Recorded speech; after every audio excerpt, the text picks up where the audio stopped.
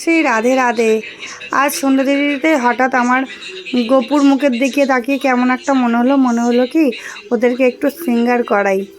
তাই দেখো আমি আমার মতো করে সিঙ্গার করিয়েছি। আর রাধা রানীকে এর আগে সিঙ্গার করিয়েছিলাম, আমি চোখটা না ঠিকঠাক আঁকতে পারিনি, চোখটা অন্যরকম হয়ে গিয়েছে।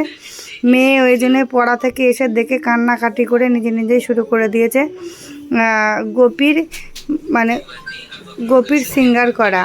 তো চোখটা আমি যেমনভাবে আঁকিয়েছিলাম দেখো, প্রথমে চোখটাকে মুছে দিয়েছে। এটা হচ্ছে আগের চোখ ছিল আমার গোপীর, আগে পজিশানে করে দিয়েছে।